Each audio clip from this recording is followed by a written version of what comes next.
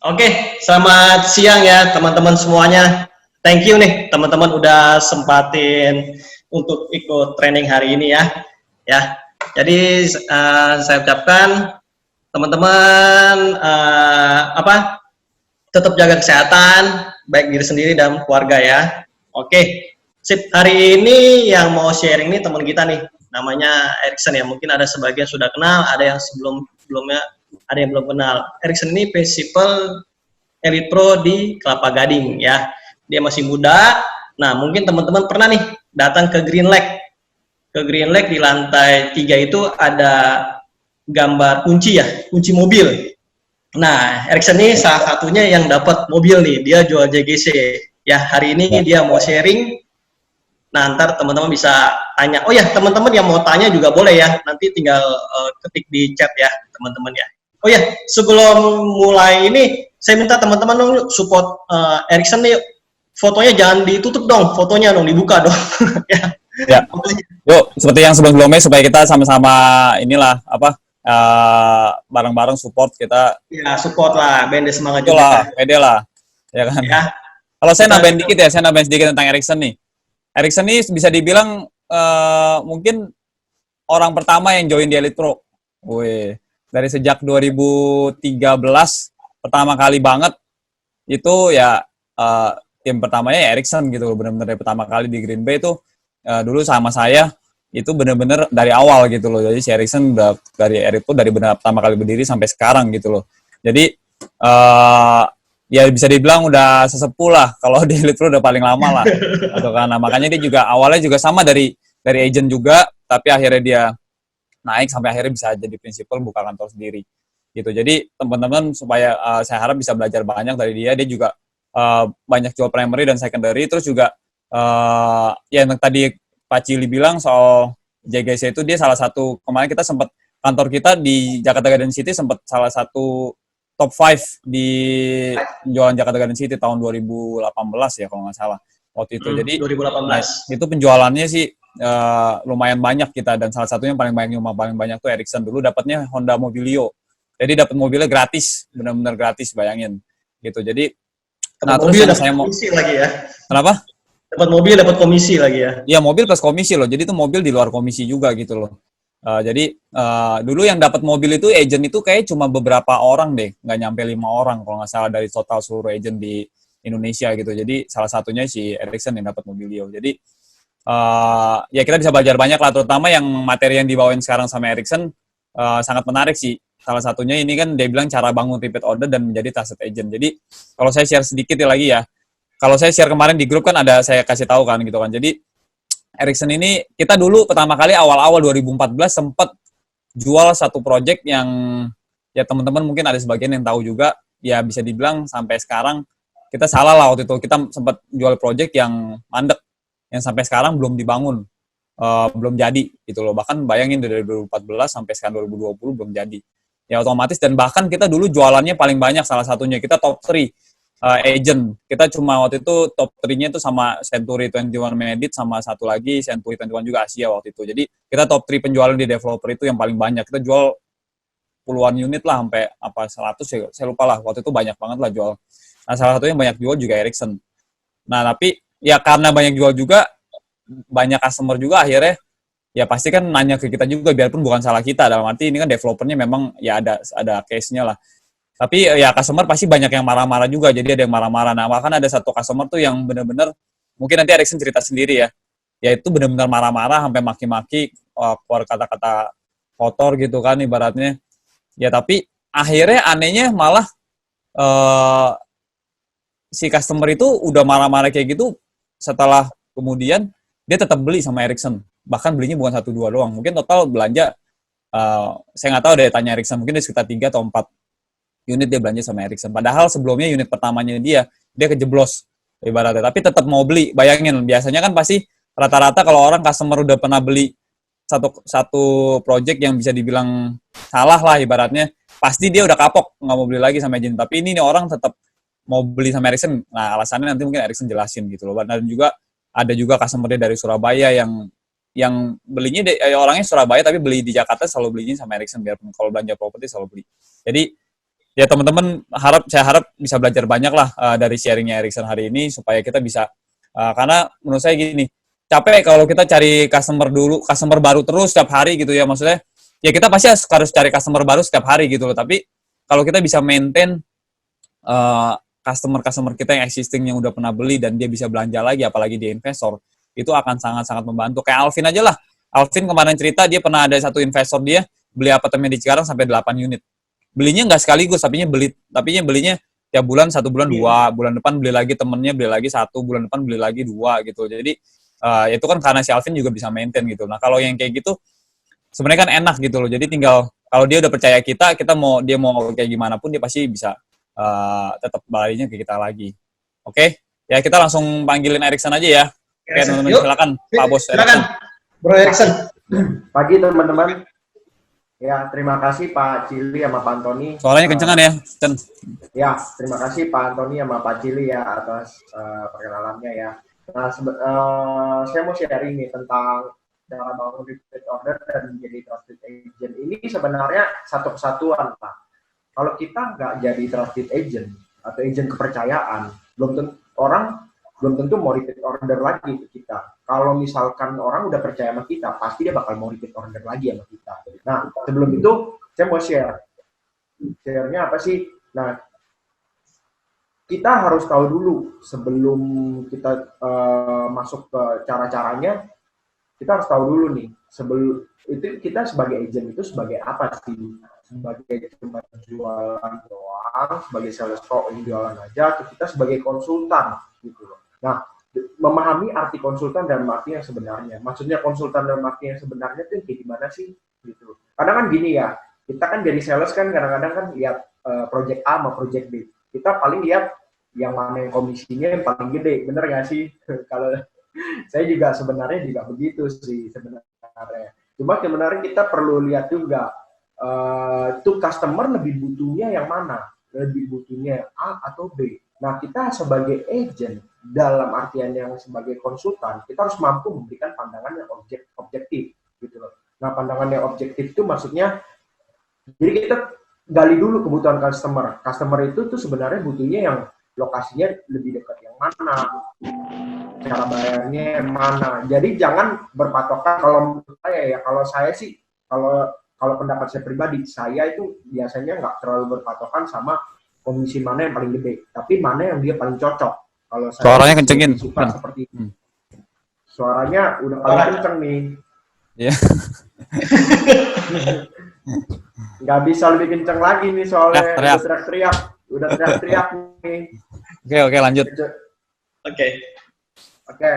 Jadi kalau saya sih biasanya saya lebih suka lihat dia lebih sukanya yang mana, lebih cocoknya yang mana gitu. Karena kalau misalkan saya pilihin yang menurut saya ya kita sesuaiin juga ya kebutuhan dia. Kalau memang misalkan komisinya lebih bagus yang A, terus juga sama bagus, pilihnya A. Nah, coba kita harus fokus sama kebutuhan konsumen. Jadi itu kita harus jadi solusi bagi kebutuhan konsumen. Karena kenapa? Karena kalau dia sampai misalkan kita pilihin yang nggak cocok, tiba-tiba dia kecewa, otomatis dia belum tentu pasti mau beli lagi sama kita. Jadi kita sebagai konsultan, kita harus memahami sungguh-sungguh peran kita gitu loh. Kita harus objektif, kasih tahu dia plus dan minus. Jadi jangan cuma plusnya doang. Plus dan minusnya kalau misalkan kita dibandingin 2 project, harus plus dan minus. Minusnya ini apa, plusnya apa. Jadi itu kelihatan kita tuh orangnya jujur. Maksudnya jujur tuh dalam artian kita ini orangnya objektif loh, mau kasih tahu yang terbaik buat dia, bukannya yang mau cuma komisi toh gitu. Karena kebanyakan kan agent kan minusnya nggak pernah kasih tahu lah gitu. Akhirnya apa? Dia nanya ke orang lain yang jujur, dia beli sama orang lain. Pernah loh yang kayak gitu, banyak ya lah yang kayak gitu. Ya, nanti bisa sharing lah ya. Kita lanjut dulu. Nah, pelayanan yang maksimal. Melayani yang maksimal itu yang kayak gimana sih? Harus fast respon. Fast respon itu paling penting. Kadang-kadang gini, kita karena terlalu sering terima klien atau terlalu jarang terima klien, itu bisa bikin jadinya tuh males ketika terima klien. Kalau terlalu sering jadinya tuh kayak rutinitas doang, belum tentu fast respon atau enggak males-malesan bisa jadi. Tapi bisa juga kalau terlalu jarang terima klien juga, nih klien kayak beli aja gitu loh. Jadi itu kayak males lah, jarang banget terima klien juga lama balesnya mungkin. Nah, jadi itu kita perlu namanya melayani sepenuh hati. Jadi maksudnya apa sih, kita harus positive thinking, selalu percaya ini customer bisa beli. Jadi jangan pernah anggap remeh. Ya, jangan pernah anggap remeh, jangan lihat fotonya, mungkin fotonya kelihatannya gembel gitu ya. Maksudnya Ada contoh kasus nggak, Pak Chan? Ada contoh kasus, pernah ada teman saya kira dia agent juga, ternyata beli loh. Siapa tuh? Pantoni. udah asumsi, jadi gini loh, kalau kita udah asumsi dia agent, kita layani kayak bener nggak sih, kayak ini orang mau beli atau cuma nanya-nanya doang gitu ya, iya nggak sih? Tapi kalau ternyata dia beli kan kaget gitu loh. Tapi kalau kita udah asumsi positif terus, kita udah semangat, kita positif, yakin dia mau beli, ya kan? Biar kata kelihatannya dia nggak sanggup beli, atau cara ngomongnya dia kayak masih jadul banget. Iya. Tapi kita tetap yakin gitu, selalu customer yang masuk saya layanin sepenuh hati, dia butuhnya apa sih jawab gitu. Jadi nggak pernah saya kayak cuma jawab setengah hati. Apalagi kayak agent mau kobrok-kobrok tuh. Banyak juga kan di sini, ini juga banyak nih, kobrok males lah, ya kan, nanya-nanya doang, apalah segala macam. Padahal bisa jadi dia bener-bener mau beli. Kayak contohnya kemarin Cipuspa, ya nggak? Cipuspa, dia layanin sepenuh hati. Padahal ada agent lain yang sebelumnya udah ditanyain, tapi dia nggak serius. Dia nggak serius jalaninnya. Akhirnya apa? Akhirnya nggak closing, gitu. Nah, ada contoh kasus lagi, Chan, inget nggak di T Plaza dulu? Yang dulu kita di marketing galeri pernah jaga di T Plaza. Itu bayangin teman-teman ya, saya cerita sedikit, ada customer datang. Biasanya yang datang ke situ kan biasa pakai mobil bagus-bagus, biasa Alphard lah dan lain-lain. Ini tiba-tiba datang naik ojek ya, Jen ya? Ingat nggak lo? Salesnya naik motor, salesnya naik motor, customernya digonceng sama dia kan, bener nggak? Iya bener. Pakai sendal jepit ya kalau nggak salah, bagaimana gitu, customernya pakai sendal jepit, ibu-ibu. Itu datang ke T Plaza itu, kita jual dulu harga apartemennya kalau yang 2 bedroom 1 M-an lah ya, kalau kurang lebih ya. Benar. 1 M-an waktu itu. Itu dulu kita agentnya juga bawa. Bayangin agentnya goncengin customer-nya naik motor. Terus kita dulu kan yang megang project-nya, jadi kita bantu ya. Kalau kita yang nganggap remeh ya, bisa dibilang ya sedikit nganggap remeh gitu. Kalau kita minta sini orang bener apa mampu beli gitu, ini harga apartemennya 1 M-an loh. Gitu loh, harga apartemennya 1 M-an. Akhirnya tau nggak teman-teman? Dia beli cash 2 unit. Harganya 2 M-an. Dia langsung bawa duit, kalau nggak salah uang booking fee-nya pakai kantong kresek ya, Jen? Iya, dia pokoknya bawa cash lah, gitu. Kayak uang cash. Dia pakai uang cash, dia langsung kasih 20 juta kalau nggak salah itu untuk 2 unit. Dan dia beli 2 bedroom, 2 unit, cash, 2 M-an. Bayangin tuh. Bahkan kalau saya cerita lagi, bahkan ada customer yang satu lagi, datangnya pakai Alphard. Wah, orang kaya lah, udah kelihatan lah orang kaya. Itu yang tadi, customer yang tadi, itu hampir nggak nawar sama sekali. Nggak ribet lah, bener nggak? Tiba-tiba nggak lama udah dijelasin panjang lebar, akhirnya closing gitu kan ya. Giliran kalau ada satu yang itu loh, Chen, yang anaknya penyanyi, inget nggak sih lo? Yang temennya Pak John juga. Itu dia mau beli 2 unit juga, tapi waduh nawarnya itu bener-bener tarik urat lah nawarnya, terus udah gitu minta diskon, minta panjang cara bayar, bener-bener alot lah, bener-bener alot gitu loh. Jadi maksudnya dari situ sih ya belajar lah, maksudnya banyak nomor jangan sampai kita nganggap remeh, apalagi yang tadi terutama maksudnya kobrok kadang banyak yang udah nganggap remeh tuh, banyak agent yang ada agent minta kobrok aja udah langsung nggak mau diladenin sama dia, gitu sih. Ya. Lanjut Pak. Nah, yang berikutnya adalah memberikan penjelasan yang mudah dimengerti oleh konsumen. Nah, ini yang menurut saya nih, ini agent-agent kita nih perlu banyak banget nih belajar nih kalau menurut saya nih tentang apa sih. Jadi itu gini loh, kita selain share, kita boleh memang share e-brosur sama price list. Tapi itu setelah share brosur sama price list, jelasin lagi, diketik gitu loh keunggulannya apa, yang dia butuh tuh apa, misalnya 2 bedroom ukurannya berapa. Dan lagi tuh misalkan dia udah minat cara bayar kita, tanya cara bayar dia apa. kita bikinin bener-bener unit yang dia pengenin. Misalnya unit yang dia pengen tuh cara bayarnya apa. Saya pernah tuh bikin simulasi tuh sampai 10 unit kalau nggak salah. Apa yang dia minta. Saya bikinin satu-satu. Saya nggak bisa bikinin tuh namanya kayak press list tuh di-share, suruh dia hitung sendiri tuh mustahil.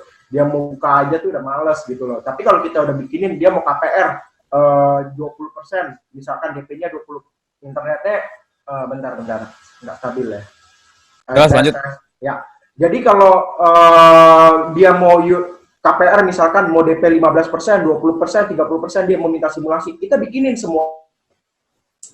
Unit ini, Kensington saya kemarin closing, itu tuh bikin simulasi tuh banyak banget. Jujur aja, karena dia tadinya mau unit A, mau unit B, mau 2 unit, mau 3 unit. Akhirnya tetap jadi dengan cara bayar yang akhirnya nggak pakai KPR, tapi cara bayar cash bertahap. Tapi semuanya saya bikinin simulasi.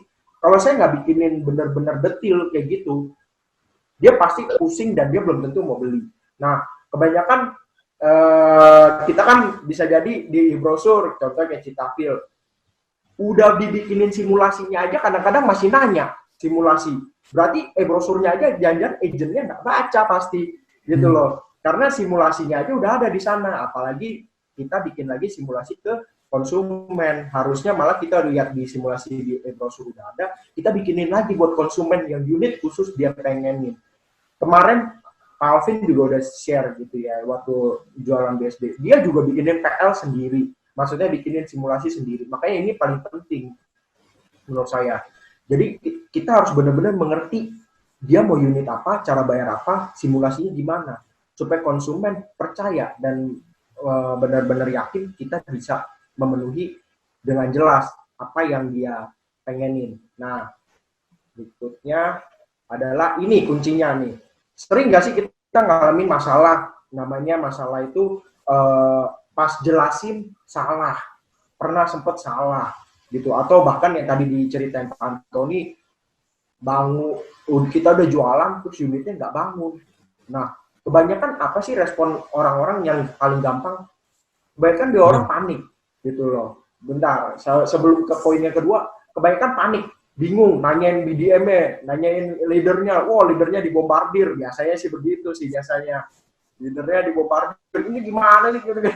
Padahal sebenarnya yang jualan siapa ya kan? Cuma ya memang dia pasti banyak nanya, panik kan, diserang sama konsumen. Tapi yang paling penting adalah tetap tenang dan jangan panik. Karena kenapa? Satu, hal itu udah terjadi. Dua, kita harus fokus pada solusi, bukan pada masalah. Karena kenapa? Ketika kita fokus pada masalah, nggak akan selesai masalahnya. Tapi kalau kita fokus pada solusi, pasti bisa selesai. Nah, yang kedua, itu jangan sekali-sekali itu kabur, blok customer, ganti nomor, atau slow respon. Wah, nggak usah jawab lah nih orang lah. Ribet, ya kan? Pasti ada aja nih yang kayak gini-gini nih. Males lah nanganin nih orang nih, ribet nih. Ya kan? Kalau saya, waktu itu bayangin aja, saya dibombardir, ya kan? Saya ditanyain, bahkan urusan kwitansi nggak nyampe, saya yang dibombardir. Kwitansi kan urusan admin gitu ya. Cuma gimana caranya kan dia kan beli lewat kita. Jadi kita harus tetap respon dan bantu dia, jangan pernah kabur. Udah telan aja, marah dia. Kita telan juga nggak ada ruginya buat kita udah terima telan komisi juga, ya kan? Jadi ya udah, cek aja. Yang penting kita nangani dengan baik. Lama-lama juga dia adem sendiri. Nah, jika dimungkinkan menjadi yang pertama memberikan info. Maksudnya kayak gimana sih? Kayak contohnya yang kayak nggak bangun lah, itu proyek nggak bangun. Jujur ngomong ya, kalau ini kalau dimungkinkan ya, kalau kita lihat dia orangnya bisa ngerti, gitu ya, bisa ngerti atau nggak bisa ngerti, justru makin yang nggak bisa ngerti, lebih baik kita yang kasih tahu dia pertama, jujur ngomong aja, daripada dia tahu dari orang lain, pasti dia habis-habisan lah diomelin. Kalau bisa malah sebenarnya kita jadi kasih tahu yang pertama, ini ada masalah tapi lagi di-handle problemnya. Kita jadi jangan cuma kasih tahu masalah aja, tapi kasih tahu solusi yang lagi dilakukan oleh pihak developer misalkan. Atau contohnya kita salah jelasin, contoh lagi udah transaksi secondary, salah jelasin itu soal biaya-biaya, ini ada kesalahan. Dulu saya juga pernah tuh ada kesalahan soal biaya. Padahal mungkin bukan salah saya, tapi salah agentnya yang kasih tahu kita salah. Tapi kan namanya customer kita yang kasih tahu dong. Nah, otomatis kita kasih tahu, ini ada kesalahan, ternyata gini. Mungkin dia akan marah, dia akan ngoceh. Tapi lama-lama dia akan ngerti bahwa ini belum tentu salah kita sepenuhnya. Dan kita juga mungkin baru tahu. Tapi kalau kita yang kasih tahu, dia pasti lebih senang. Memang dia marah saat itu, tapi dia akan adem. Nah, minta maaf walau itu bukan sepenuhnya atau bahkan bukan salah kita. Kalau saya, waktu itu misalkan soal kwitansi, bukan saya yang salah, tapi biasanya saya minta maaf atas nama admin. Saya minta maaf kalau misalkan pelayanan saya belum maksimal. Saya minta maaf kalau misalkan belum info gitu. Jadi anggaplah ini kesalahan kita gitu loh. Anggaplah maksudnya kita jelasin juga ya posisi kita sebenarnya, bukan sepenuhnya kita jelasin saya minta maaf doang gitu loh. Tapi jelasin ini posisinya kayak gini. Saya minta maaf kalau memang ada kesalahan dalam prosesnya. Tapi jangan pernah kita marah loh, jangan pernah kita attack balik dia gitu loh. Pak, gini. Ya sebisa mungkin kita nanganin dengan santuy lah, santai-santai aja ya. Dan berterima kasih atas setiap masukan dan berjanji untuk meningkatkan pelayanan. Ya saya pernah tadi diceritain sama Pak Antoni soal yang proyek nggak bangun. Itu sebelum proyek nggak bangun ya. Jujur ngomong, dia pernah marah soal kwitansi hilang. PPJB SP salah 4 kali. Bayangin, SP bukan saya yang buat, kwitansi bukan saya yang kirim. Saya dimaki-maki seharian. Dimaki-maki, dikatain anjing, dikatain tai, ya kan. Ya udahlah.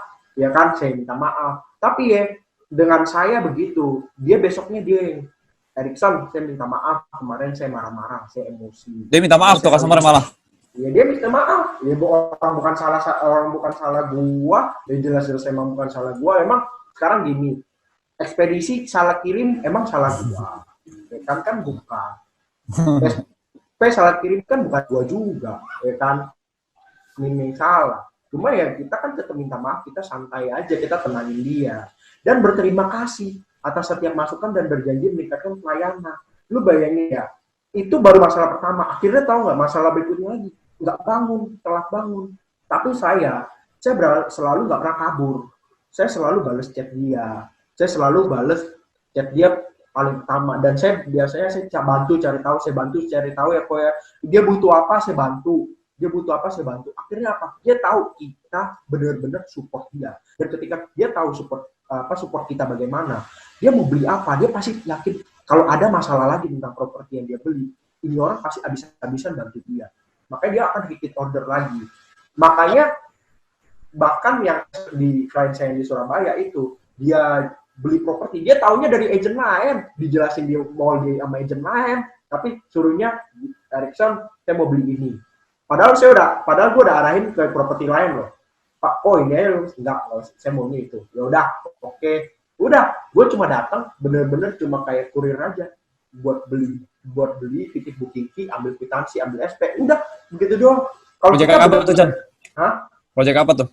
Project ini nih, Orange County waktu itu. Oh iya, Orange County. Bayangin, kagak nawarin, kagak ngapain, kita aja kagak tahu proyeknya apaan, gak jelas, bener-bener nggak tahu sama sekali, buta. Tapi udah datang cuma buat beli, datang cuma buat nyetor booking fee, bayangin aja. Ya itu enaknya kalau kita udah bener-bener dipercaya, kita bener-bener dia yakin nih orang pasti bantu kita. Makanya dan lagi penting ya, ini sih menurut saya ya, ini sih sebenarnya plus minus, boleh dilakuin, boleh enggak, tergantung kepercayaan masing-masing. Kalau saya sih jujur, kalau saya pribadi, saya lebih suka atau sebisa mungkin saya nggak pernah main-mainin harga. Kalau saya sebenarnya kan kalau anjurannya Aredi juga sebenarnya kita nggak mainin harga. Maksudnya mainin harga apa sih? Markup yang senormalnya lah gitu loh. Maksudnya komisi yang senormalnya. Karena kadang-kadang kalau dia tahu benar-benar terlalu parah banget, bisa jadi dia marah sih kadang-kadang orang. Cuma ya kalau memang dia udah ngomong di awal, bebas kamu up berapapun, bebas itu buat kamu, ya udah, memang upin aja. Cuma kadang-kadang ada juga yang udah terima komisi terus di up lagi dia nggak tahu gitu. Kalau bisa sih sebisa mungkin sih nggak begitu gitu. Karena kalau dia tahu dia pasti kecewa. Suaranya Chan kurang kenceng. Ya, kalau bisa sih jangan dimainin lah harga-harga seperti itu karena itu sensitif. Tapi kalau ini balik lagi ke masing-masing ya. gitu. Itu kepercayaan masing-masing. Tapi kalau menurut saya sih yang normal-normal aja lah, gitu loh. Kita terima berapa, ya kita syukurin aja, gitu. Yang penting sah-sah aja. Gitu. Kecuali emang dia udah ngomong komisinya kamu up bebas, ya. Nah, lanjut. Jadi ketika dengan semua masalah ini tuh jadi itu timbul namanya trust kepada masing-masing agent maupun customer. Dan lagi satu hal yang paling penting, ini yang paling penting menurut saya, jadi temennya dia, be a friend ini penting banget. Kenapa sih? Jadi itu nggak cuma kita bahas tentang properti, jualan, terus tanyalah tentang keluarga dia, tentang kerjaan dia, ngobrolin semuanya. Jadi temen loh, bener-bener kita berteman. Jadi ketika kita ketemu project murah, dia tahu nih teman namanya teman pasti referensiin yang bagus, nggak mungkin mau jeblosin dia, bener dong. Nah kalau kita udah jadi temennya dia ada masalah dia pasti cerita, dia cerita, nih gue ada ini. Jadi nggak cuma seputar jualan doang, tapi bener-bener kita kenal dia sebagai personal sebagai temen. Nah kalau temen mau beli pasti lewat temennya nggak? Nah, dia anggap kita teman, pasti dia mau beli lewat kita. Jadi jadilah teman. Kadang-kadang agent ya suka masang namanya gap antara dia sebagai agent dan dia konsumen sebagai konsumen. Selesai, putus, udah selesai, nggak ada ngobrol-ngobrol lagi. Padahal customer yang udah beli adalah calon customer kita yang berikutnya akan beli lagi. Karena saya jujur banyak banget klien saya yang beli titik, nggak cuma sekali.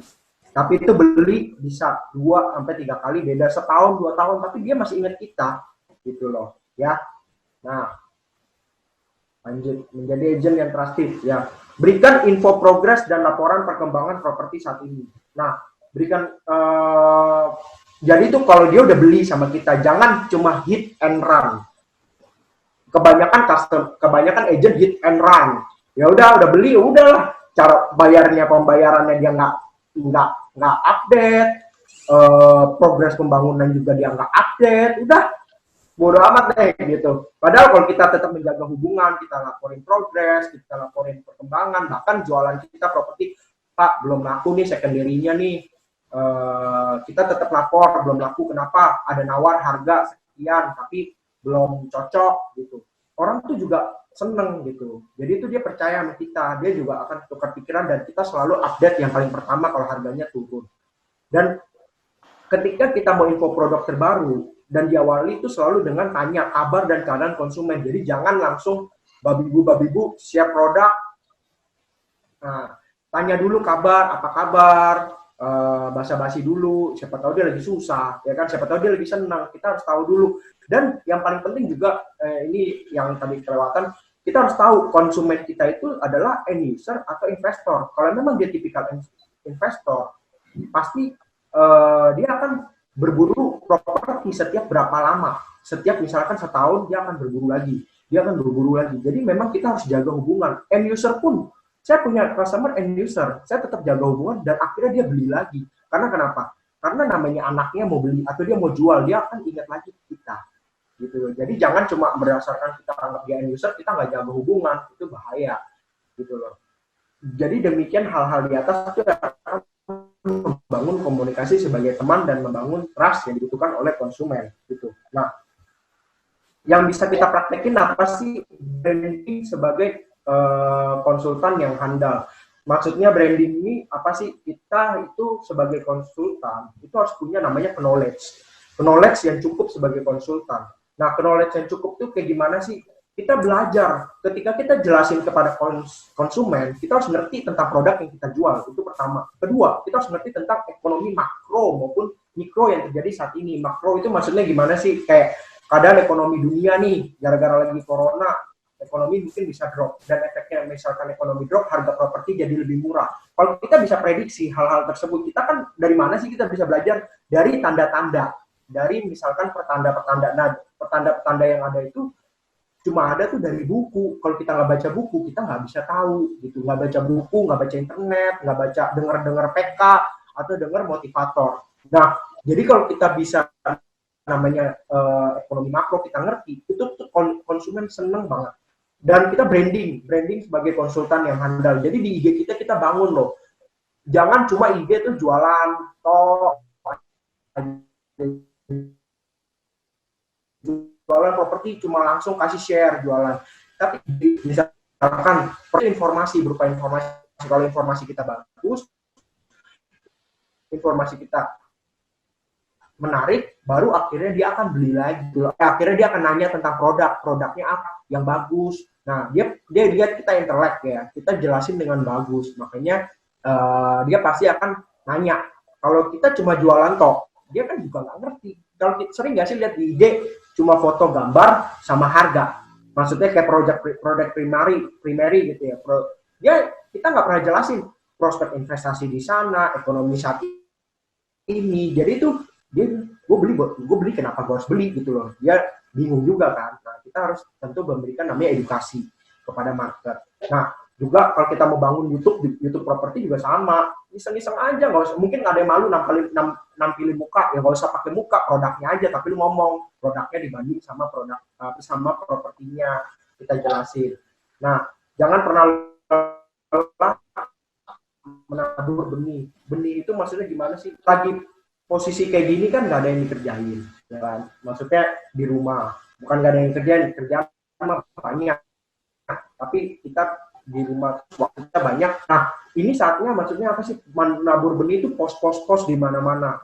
Pos lah, di OLX lah, di Lamudi lah, di rumah dijual. Kayak saya contoh JGC saya itu banyak laku itu dari rumah.com loh, dari rumah.com. Tapi yang Kensington kemarin itu laku dari mana? OLX. Bayangin kita closing 3M dari OLX. Untung banget nggak sih?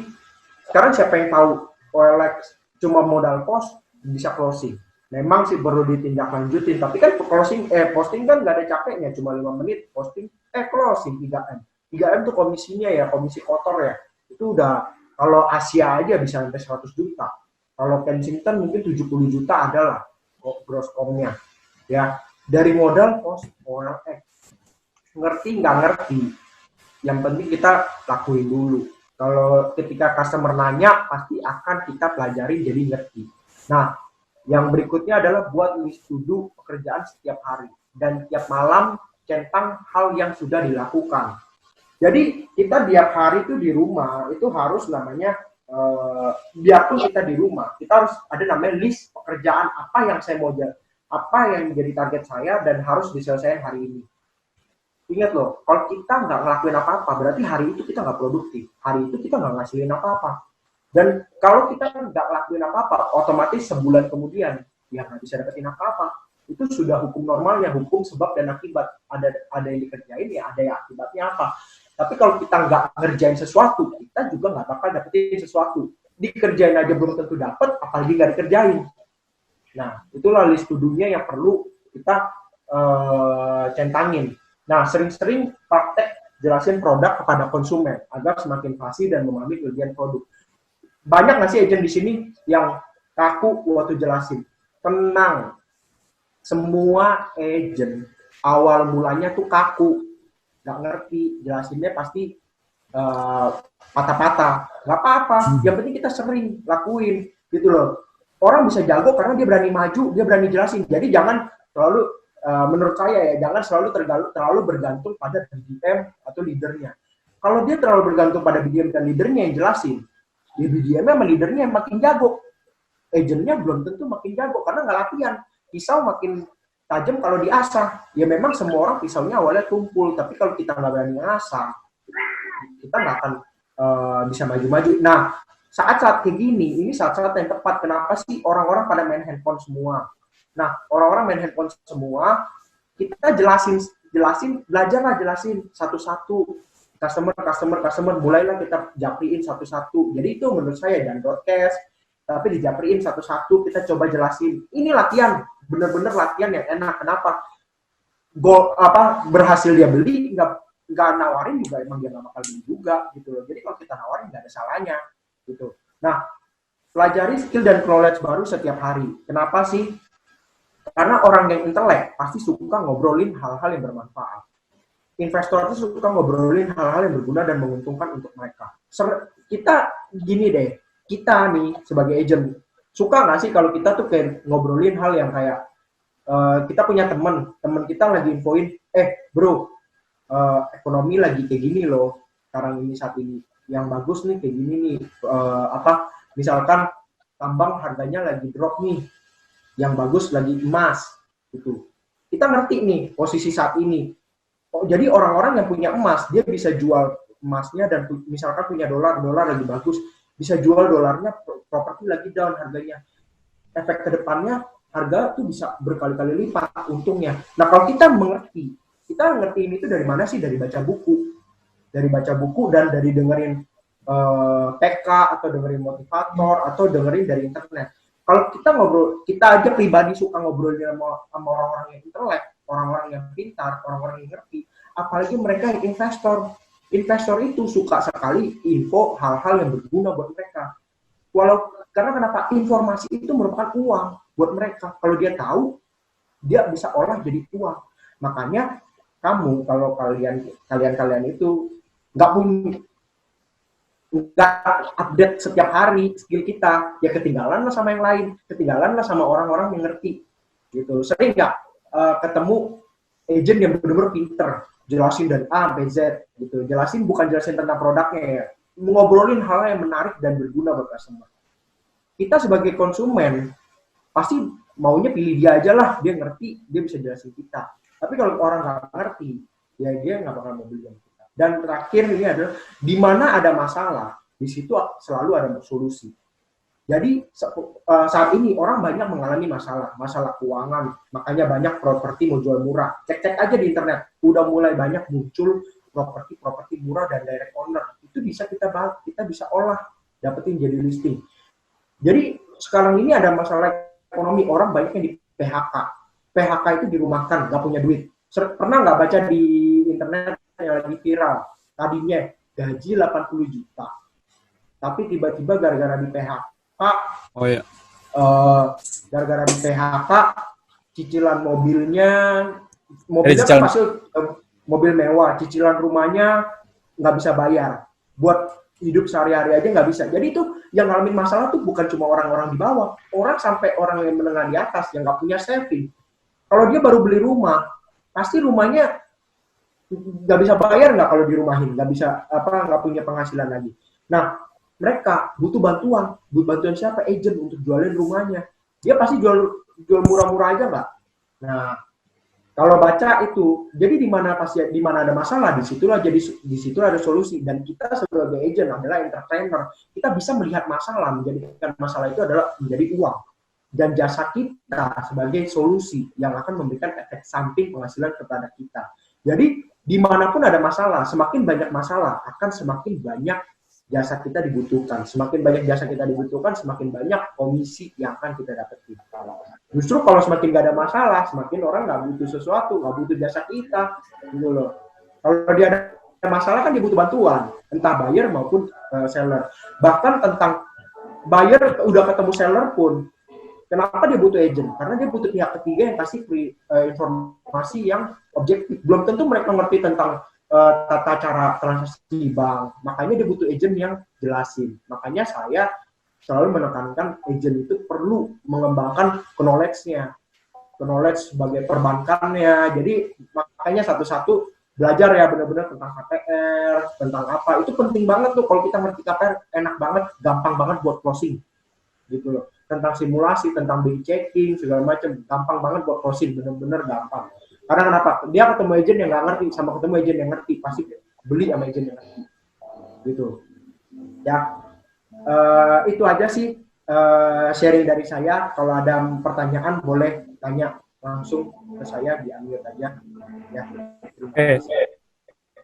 Oke, sip. Thank you, Chen. Oh ya, teman-teman mungkin ada yang mau nanya, boleh nih? Yuk, sesi tanya jawab. Gue mau nanya deh, Chen. Gue mau nanya dulu sebelum ada yang nanya nih. Oh ya, bentar. Ya. Chen, tolong di itu, Chen, di apa namanya? Di Zoom yang itu ya. Apa tuh? Rame-rame yang jadi band bisa kita lihat teman-teman yang lain mukanya. Gini ya. Nah, ya kayak gini ya. Oke, sip. Lanjut. Ya, Pak Antoni mau nanya, silakan. Ya enggak, kita kan banyak main primary juga ya. Ini kan mungkin kita dari tadi banyak bahas mungkin tentang service lah ya. Kita tentang sebagai agent tuh service kita kepada klien. Tapi pernah nggak lo di PHP-in sama customer? Maksudnya kelihatannya nih kayaknya, waduh, nih orang udah hot banget nih mau beli. atau bahkan malah udah beli tapi cancel misalkan. Nah, pernah nggak lo ngalamin kayak gitu, terus respon lo gimana kalau kayak gitu? Ada contoh ceritanya mungkin? Oke, kalau di PHP-in kita sebagai agent pasti semua pernah di PHP-in ya. Jadi kita kalau udah PHP itu harusnya ya, menurut saya harusnya sebagai agent PHP itu adalah makanan kita sehari-hari. Kalau kita nggak di PHP berarti kita nggak kerja. Kalau menurut saya. Jadi karena kenapa? Namanya hukum probabilitas pasti berlaku. Ya, 10, 31 atau 20, 31. Dari 20 yang nanya, 3 yang minat, 3 benar-benar hot, 1 yang beli. Dari 3 benar-benar hot, bisa jadi 2 yang saya pasti beli, saya pasti beli, saya pasti beli. Belum tentu dia beli.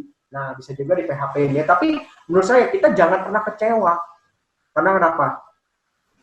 Karena memang itu belum yang kita dapetin. Gitu loh. Itu memang kita belum dapetin.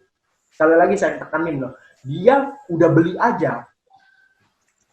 Sekalipun dia udah beli. Ini saya pernah waktu tahun lalu, tahun 2018 apa 19 gitu ya. Nggak lupa. JGC 3 apa 4 unit saya punya beruntun cancel. Bayangin. 4 unit cancel beruntun. Total. Nilainya berapa tuh kalau jadi semua, Chan? Ya. Udah beli loh. Beli. Udah bayangin beli. Udah booking fee berarti udah bayar ya? Udah booking fee dong, semua udah booking fee, cancel.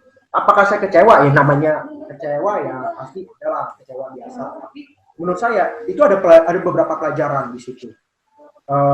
Kecewa tapi saya nggak berlarut kecewa, saya biasa aja gitu loh, sehari ya udah beres. Kenapa?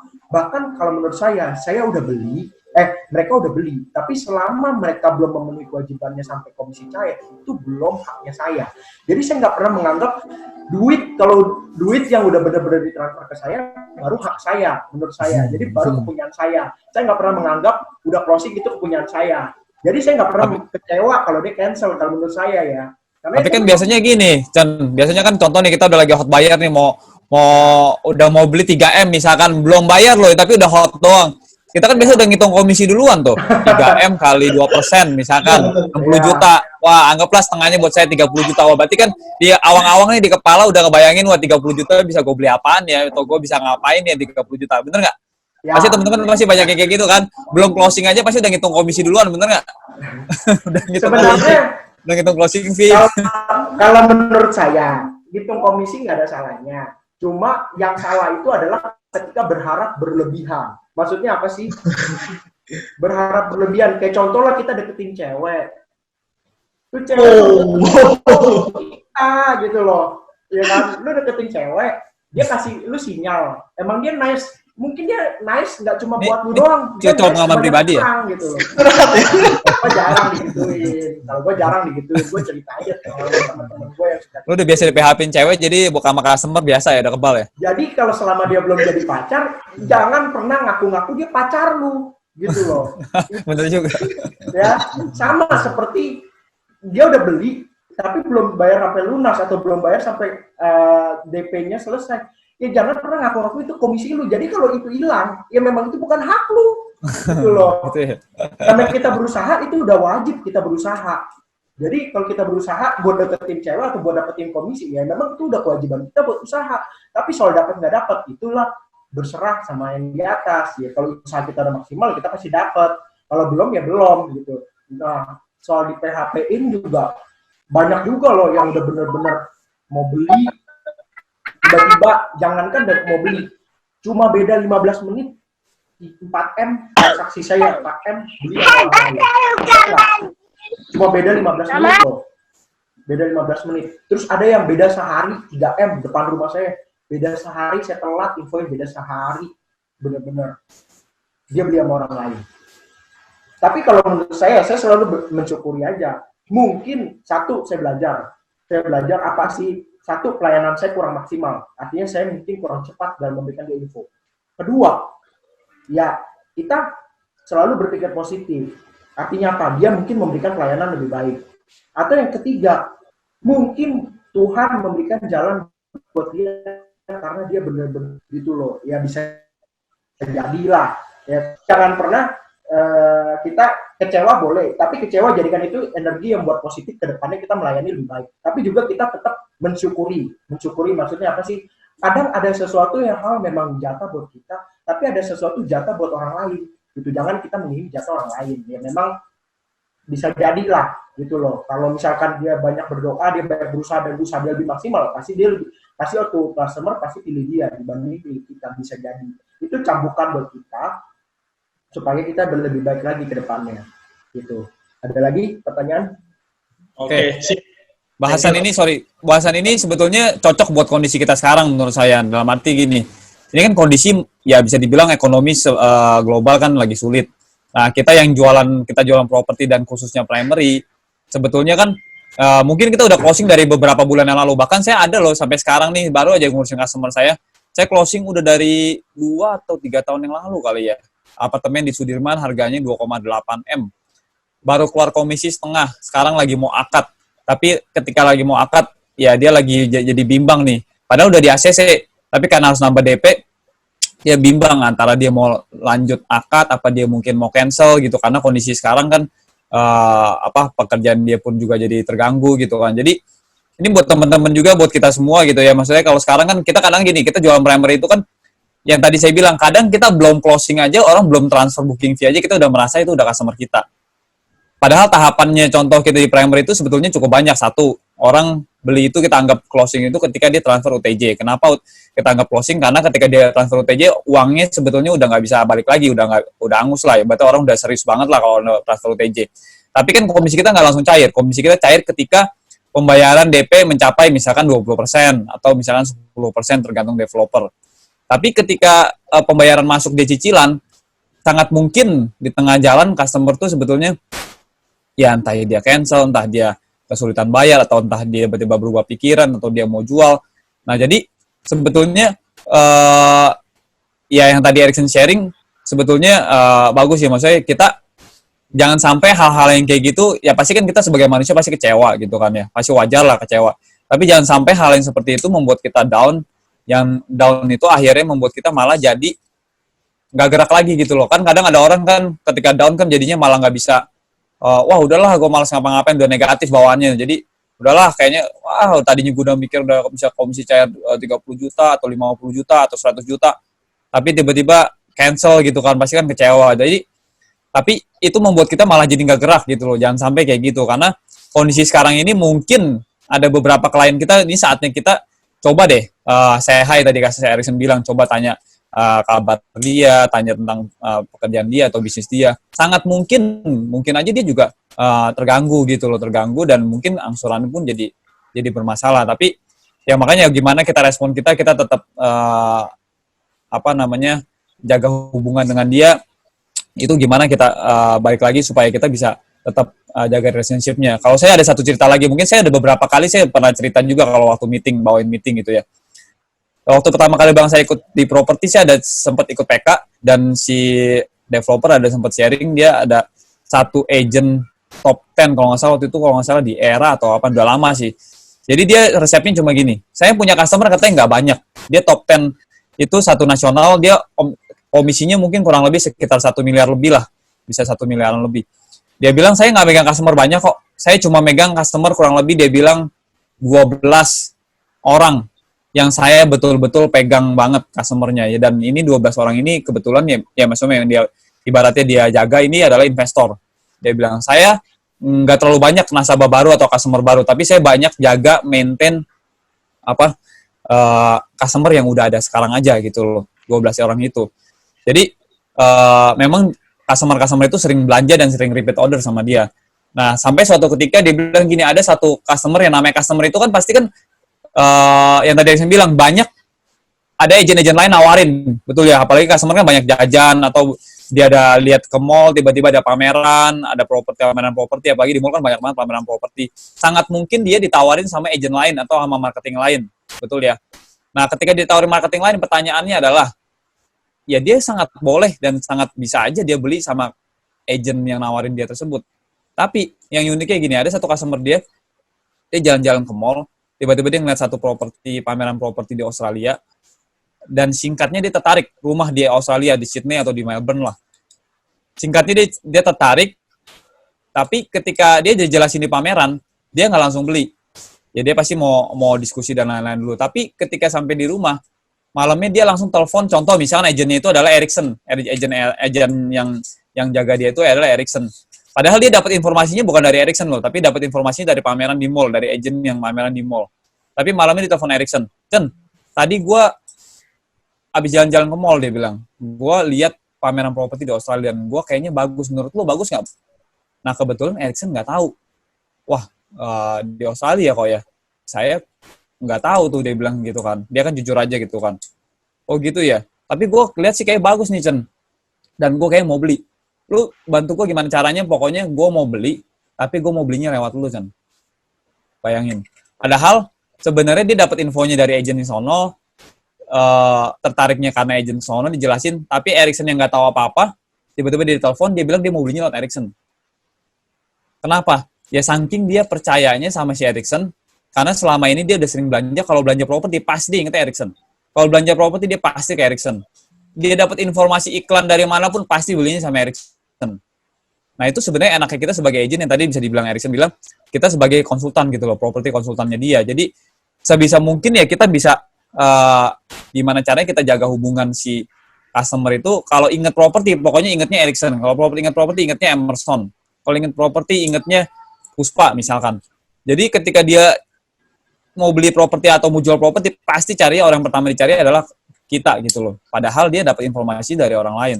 Nah kenapa bisa kayak gitu ya, pasti karena dia merasa setiap beli, contoh misalnya beli sama Ericsson, dia selalu untung, misalkan Ericsson selalu ngasih yang terbaik, setiap beli properti pasti wah bagus lah beli sama Ericsson gitu loh, atau pelayanannya bagus. Jadi yang saya mau highlight di sini, ya kita pasti akan cari customer baru terus, tapi kalau kita cari customer baru terus tanpa maintain customer yang lama existing kita untuk repeat order lagi atau jaga hubungan, ya kita akan capek gitu, selamanya kita akan jualan terus cari baru terus gitu. Tapi kalau kita ada maintain, contoh kayak agent tadi aja, dia cuma maintain 10-12 orang yang betul-betul investor dan dia pegang. Itu mungkin tiap tahun kasarnya kalau investor ya, 1 tahun dia setiap hari 1 tahun belanja aja dia pegang 12 investor.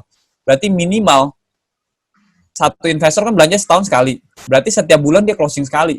Logikanya kalau dia punya 12 investor. Bener nggak? Ibaratnya tinggal repeat order doang, tinggal jaga hubungan doang. Itu sih udah saya. Oke, sip. Thank you Ericsson, Anthony. Ya, oke. Yang tadi mau tambahin dikit. Tadi kalau Ericsson bilang leader sering di PHP. Wah, udah kenyang banget ya. Saya pun juga udah kenyang banget di PHP nama customer ya. Ya solusinya ya udah. Jangan baper aja sih. Ya, nextnya mau ngapain? Oke, ada yang mau nanya nih? Kan bisa diketik ya. Saya mau tanya nih, Chen. Ya. Kemarin kan closing Asia ya, kemarin ya? Asia, iya. Asia, bener ya. Nah, itu kan dekat sama Wisteria ya. Betul ya? Ya, betul. Betul ya? Betul ya. Nah, itu kan Wisteria kan lagi rame-ramenya orang beli Wisteria lebih murah. Tapi kok lu bisa closing Asia dong? Wah, cerita dong, gimana tuh? Nah, jujur aja ya, kalau saya ini tipikal orang yang mungkin kalau orang lain ya, agent lain ya, belum tentu bisa follow up tahan tuh berbulan-bulan atau lama ya. Kalau saya lumayan lah. Saya nggak bilang saya hebat ya, enggak ya. Saya nggak bilang saya pasti konsisten gitu juga enggak. Tapi saya termasuk orang yang bisa follow up bulanan gitu loh, bulanan sampai yang itu, kalau yang itu malah yang beli itu follow up udah setahunan kalau nggak salah. Jadi kenal tuh udah lebih lama gitu loh, bukan bangsa setahun, mungkin 2 tahun kali nggak beli gitu kan.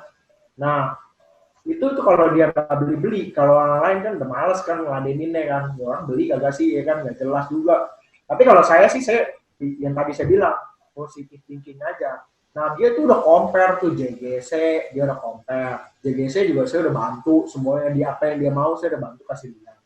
Wisteria sih dia cuma masalah dia nggak lihat ini, dia udah tahu, cuma kan Wisteria nggak ada rumah contoh dan Wisteria kan sempat lagi tutup nih tahap 2 kan, jadi dia nggak gitu gimana banget lah, dan dia udah nimbang, dia udah hitung, oh saya juga bantuin itu, hitungin. Nah semuanya lihat wah cocok di Asia gitu. Ya kita tipikal customer juga kita harus ngerti dia tipikalnya kayak gimana gitu loh. Jadi jangan kalau tipikal keras kita kerasin juga gitu loh. Jadi kita harus namanya kita ngerti dia maunya apa sih, kita ikutin Maunya aja apa dia, ya? ikutin aja alurnya dia maunya apa kita ikutin, dia butuhnya ini kita ikutin, tapi kita jangan, menurut saya ya ada tipikal yang pelin-pelan bisa dipaksain kasih pilihan kita, ya kan, kita bantu close, tapi ada juga tipikalnya batu gitu loh, kalau kita batuin, kok ini lebih bagus Ki, ini lebih bagus ya, dia kesel juga gitu loh, bisa juga yang kayak gitu. Nah kita ikutin aja. Jadi dulu set closing DGC 4 biji juga itu ya, itu bukan dia nanya hari ini minggu depan dia beli, kagak, dia nanya hari ini 3 bulan kemudian tuh saya follow up hampir setiap minggu, nanya keadaannya, nanya itunya, sampai 3 bulanan, ada yang sampai tahunan ya. Bulanan ya. Oke. Bulanan baru beli. Tapi kalau dia bulanan, dia bener-bener rajin, kita ngobrol sama dia ya. Akhirnya apa? Semua teman-temannya, saudaranya dikasih referensi. Itu saya dari dia aja tuh dapat 2 biji loh, beli lagi unit. Dari dia dapat 2 biji lagi beli unit, dapat lagi beberapa orang lagi yang mau beli properti. Bayangin, dari 1 orang kita dapat banyak. Nah, enak gak sih kayak gitu? Ya kan, dari 1 orang kita dapat komisi dari teman-temannya juga, teman-temannya beli unit, beberapa unit gitu. Jadi itu jangan selalu berpikir tuh dia nanya hari ini, bulan ini dia ini nggak beli, ya nggak bakal beli. Belum tentu dia nanya hari ini, bisa jadi dia beli tahun depan. Dia nanya hari ini, bisa jadi dia beli 2 bulan lagi. Baik, kalau kita prospekin orang 3M, dia mau beli 3-4 bulan lagi, juga nggak ada salahnya, nggak ada ruginya buat kita. Kenapa? Dia beli 3M, yang Asia kemarin 3M lebih, komisi gross com-nya hampir 100 juta, ya kan? Ya, kita kerja mana lagi? Misalkan kerja 3 bulan follow up dapat 100 juta, misalkan contohnya kayak gitu. Yeah. Kita kerja, itu baru 1 customer, kita bisa jadi follow up 2-3 customer. Jujur ngomong aja, sebenarnya posisinya sekarang ini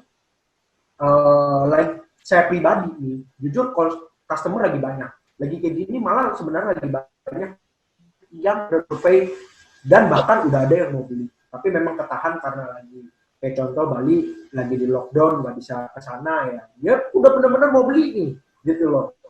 Nah, kita jelasin dengan sungguh-sungguh, sampai customernya tuh ngomong gini loh ke saya, Pak, terima kasih atas penjelasannya, saya seneng banget, kakak saya juga benar-benar jelas dapat infonya, jadi mau beli unit ini gitu loh. Jadi itu mungkin kemungkinan dari cara ngomongnya dia udah nanya agent lain, tapi agent lain nggak bisa jelasin dengan baik, makanya dia cari agent lain lagi yang bisa jelasin dengan baik. Jadi kalau kita nggak bisa jelasin dengan baik, coba cek bener-bener, coba satu-satu tanyain customer yang nanya sama kita, bisa jadi dia udah beli tapi nggak lewat kita, karena kita anggap remeh dia atau kita nggak layanin dia dengan baik. Saya percaya banget deh, banyak deh yang lewat pasti. Ya, coba dicek satu-satu customernya, ya. Kalau sama produk knowledge-nya mesti ini ya, mesti bisa juga ya produk knowledge-nya ya. Nah, pasti produk knowledge harus tanyalah ke orang yang benar-benar ngerti. Kalau perlu telepon, minta dijelasin singkat. Saya juga kadang-kadang minta dijelasin singkat. Saya misalkan nggak gitu ngerti ya, saya telepon lah, tanyain gitu loh.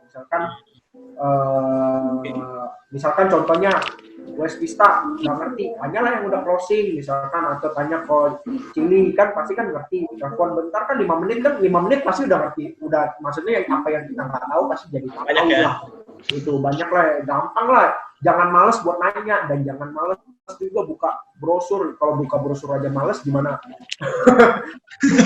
Kadang-kadang gini loh, kadang-kadang agent jawaban yang dia cari udah ada di brosur, tapi brosurnya nggak dibuka. Jadi kalau brosurnya nggak dibuka, ya gimana mau tahu gitu loh? Ya gimana mau jualan? Ibaratnya gini. Kita mau jualan kue, tapi kita aja nggak tahu ini pakai gula atau nggak pakai gula. Ya gimana orang mau beli gitu ya kan? Ya, itu aja sih. Oke, sip, thank you jawabannya. Nah ini ada mau nanya nih, Indra. Yuk, silakan Indra.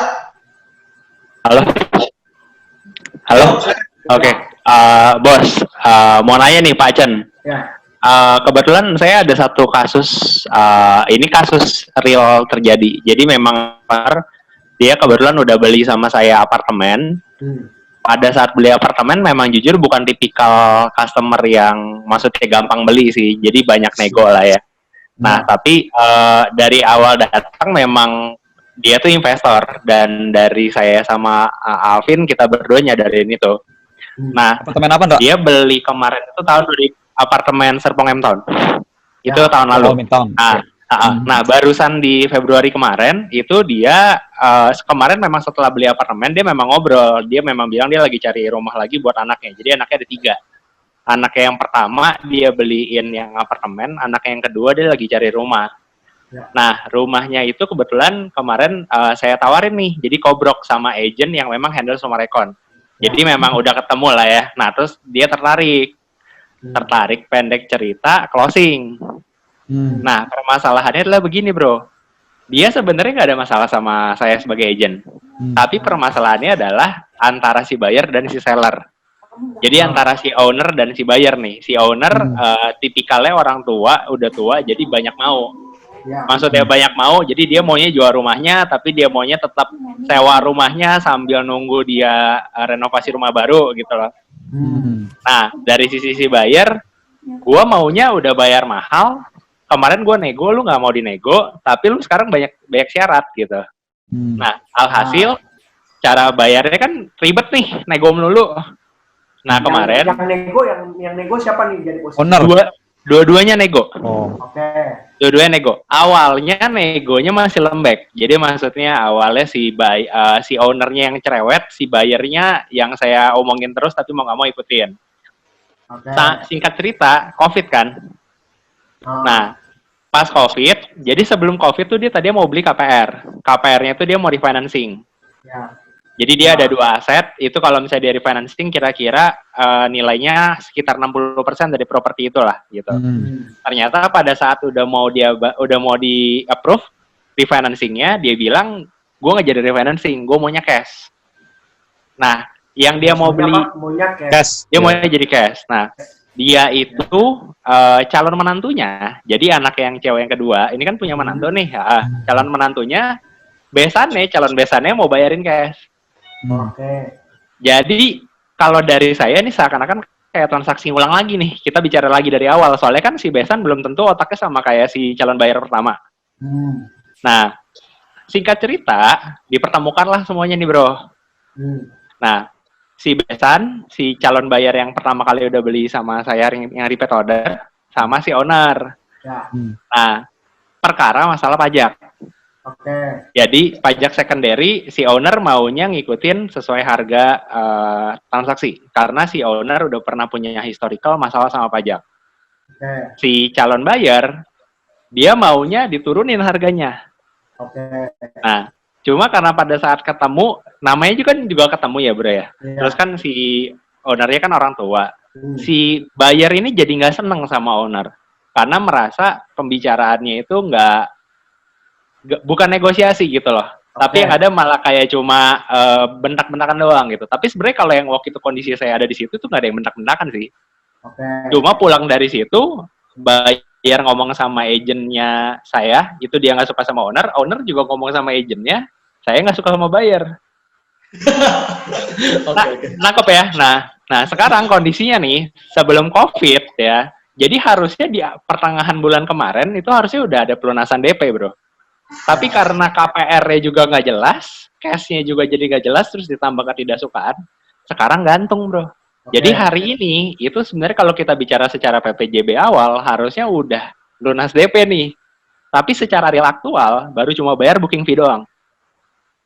Nah, pertanyaannya, ini gimana cara follow up-nya supaya bisa selesai? Karena kalau yang dari saya lihat, kemarin saya udah ngobrol sama si agent owner juga, 90% sih kayaknya cancel.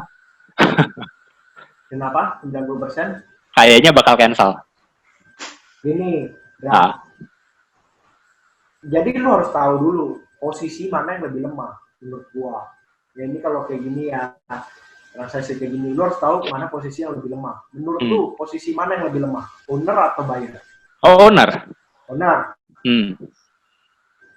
Kalau posisi owner lebih lemah, tekanlah habis-habisan di owner. Tapi tekan habis-habisan itu maksudnya gimana? Contoh, kita juga jangan seakan-akan tuh minta jelasin tentang pajak, tapi kita cuma minta, tapi kita nggak jelasin gitu loh. Kita harus jelasin. Jadi kalau contohnya kayak gini loh, kalau dia pakai KPR, otomatis udah pasti wajib kudu laporinnya normal gitu loh. Karena dari bank kan laporin juga plafon cairnya berapa. Tapi kalau dari bank, dari cash, kalau cash, kita harus jelasin juga ke owner, Pak, nggak bakal ada masalah selama owner dan buyer lapornya sama-sama sama gitu loh nilainya. Dan nilainya di atas dari NJOP. Betul. Ya, jadi kalau selama nilainya di atas NJOP, dipecah, maksudnya kita jelasin aja, dipecah aja transaksi, maksudnya pembayarannya yang diakuin pajak transfer ke dia, yang nggak diakuin pajak transfernya ke si bininya gitu loh. Lu bilang aja, kalaupun ada perkara masalah pajak, pasti yang dipijet bayarnya bukan bapak, bilang gitu, karena dia yang kurang bayar, bilangnya gitu. Ya kan? Kalau kurang jelas, Chan. Halo? Jadi kalau misalkan, kalau lapornya sama gitu, dan contoh misalnya 4M, ini harga 5M, yang mau diakuin cuma 4M. Ya, kita jelasin, asal selama sama-sama baik, kita akuinnya sama 4M, nggak bakal ada masalah, gitu loh. Nah, bayarnya gimana? Bayarnya transferlah ke si owner bener-bener 4M, sisa M-nya ke istrinya misalkan, atau ke anaknya, gitu. Nggak bakal kenapa-kenapa kok, bilangnya gitu. Tapi kalau memang nggak bisa, jelasinlah ke buyer dengan baik-baik, jelasin buyer, Pak, konsumen, bilang aja ownernya udah ikut tax amnesty, dipantau, pasti kalau dikena, bapak juga kena, janganlah, lebih baik kita jangan main-main sama pajak, nanti kenanya macam-macam, bilangnya gitu. Jadi kalau bisa fokuslah pada masalah-masalah yang ada, jangan fokus pada ketidaksenangan. Maksudnya kalau ketidaksenangan kan personal, bilang aja gini, Pak, yang mau dibeli kan rumahnya, bukan orangnya. Jadi udah fokus aja, yang penting dapat rumahnya gitu. Ini harga kan udah bagus, dia mau beli kan pasti karena udah cocok dan harganya bagus, bener nggak sih? Iya dong. Jadi kita harus fokus pada ini, rumah bapak udah cocok, mungkin feng shui udah cocok, harga udah cocok, berarti emang jodoh nih buat bapak. Jangan karena hal-hal kecil jadi nggak dapet, nanti nyesel, kayak gitu loh. Jadi fokusnya pada rumahnya aja, jangan pada orangnya. Kalau orangnya kayak gitu, cuek aja Pak, selesai transaksi juga gak ada hubungan lagi sama dia. Betul. Poinnya, masalahnya gini, Chan.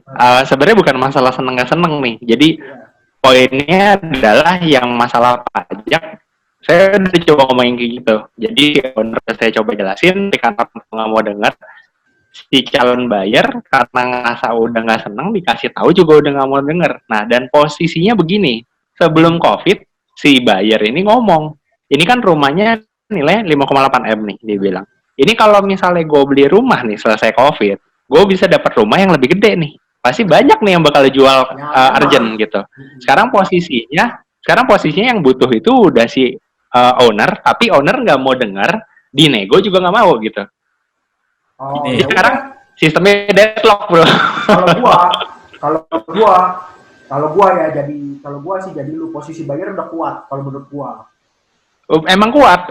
Cuma masalahnya si ownernya ini kayak jadi mau jual nggak jual. Padahal si owner itu posisinya dia kan juga beli rumah lagi nih yang buat dia tinggalin yang baru. Itu dia juga gantung karena dia nggak punya duit. Jadi dia nunggu duit beli dari sini baru bisa beli situ. Kalau menurut gua ya, jadi kalau gua sih pasti terkena bisa-bisa di owner. Maksudnya kita persuasif ke owner.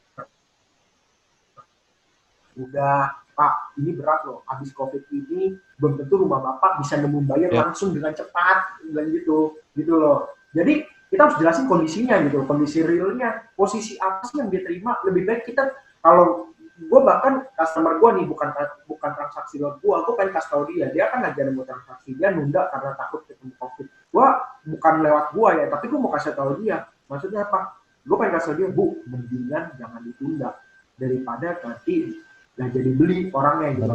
Kalau gue mendingan jangan ditunda, lebih baik daripada nggak jadi beli. Jadi kalau gue bilang ke ownernya, lebih baik lu telan semua syarat buyer, telan gitu loh. Sekarang gini, posisinya kalau cancel siapa yang rugi katanya? Ya buyer, owner lah. Bayar mah gampang. Lu balikin aja ke Lah owner. justru posisinya si bayarnya sebenarnya dia juga ngerti sih. Maksudnya kemarin akhirnya gue juga jelasin nih, soalnya jujur aja tuh agak alot sih sampai sempat marah-marah sana sini lah. Terakhir gue juga jelasin sih sama si bayar, maksudnya Bu, posisinya saya tuh di sini bantuin Ibu gitu. Jadi maksudnya bukannya saya justru nggak bantuin Ibu gitu. Nah, jadi kalau misalnya kondisinya mungkin memang ada dari owner banyak mau, ya saya ngomong apa adanya, memang jujur aja memang banyak mau gitu. Ini Ndra, kalau gue kasih tips dikit ya, sorry ya. Maksudnya ini kan teknis banget nih. Ini kan teknis banget. Gak apa nanti kalau kita mau sambil kita sambil bareng lah nih kita diskusi bareng boleh nanti. Cuma maksudnya gini, kalau gue nangkep gini, posisi kasus lo ini menurut gue memang kalau boleh ngomong ya kuatnya di posisi lu sebagai buyer, sebagai pegang buyer sebetulnya. Karena kan si owner ini yang butuh tapi dia yang banyak nego lah ibaratnya kan kayak gitu kan. Nah sebenarnya ya baik lagi kalau posisi kayak gini sebetulnya memang tadi Erikson bilang kita mesti kasih pengertian ke ibaratnya kasih ultimatum lah ke si ownernya sama ke si agent ownernya itu, ya lu kondisinya kayak begini, lu sekarang lepas, lu cari bayar lagi udah pasti gak gampang ya kan. Jadi sebisa mungkin lu push dia. Nah yang di trik ilmu negosiasi itu paling simple tuh gini Indra, kita kan megang buyer nih, tapi kan kita harus menyampaikan posisi owner itu negonya banyak gitu kan. Nah penyampaian kita nih sebagai agent harus lu adalah di pihak dia, lu pastikan si buyer itu merasa lu di pihak dia. Jangan sampai dia merasa lu tuh neken dia, biarpun lu ngasih tahu dia ya apa adanya, tapi bahasanya itu kita harus jelas nih, karena supaya jangan sampai dia merasa wah si Indra aku belainnya si owner mulu nih, nangkep nggak? Pasti dia jadinya kesal sama lu dan bahkan bisa jadi amit-amit dia malas gitu loh. Bahkan bisa jadi bukan karena kesal sama owner doang, bahkan bisa kesal sama lunya juga karena dia merasa si Indra belain dia mulu gitu loh. Jadi biarpun kita menyampaikan komplainnya owner atau negonya owner, tapi sebisa mungkin lu bahasanya, kemasan packagingnya semuanya harus sebisa mungkin lu di posisi buyer gitu loh. Gitu. Jadi amit-amit nih kalau saran gue, amit-amit kasar ini karena menurut gue ini sekarang bolanya sekarang di owner nih. Dia mau kendor atau enggak nih. Kalau dia nggak mau kendor ya amit-amit bisa putus nih, bisa nggak jadi. Tapi kalau seandainya kata amit-amit pun nggak jadi, kalau menurut gue nggak masalah. Kenapa? Yang penting lu pegang bayarnya, lu bisa cari unit yang lain, Bra. Kalau menurut gue itu sih. Jadi ya memang sih butuh text time lah ya. Kita butuh cari unit lagi dan lain-lain lagi, prosesnya lebih panjang lagi. Memang pastilah nggak bisa dihindari gitu. Tapi kalau menurut gue minimal ketika kalau lu masih pegang si buyer dan dia masih percaya sama lu, nggak usah takut lah, ini cuma masalah pending doang, Ndra.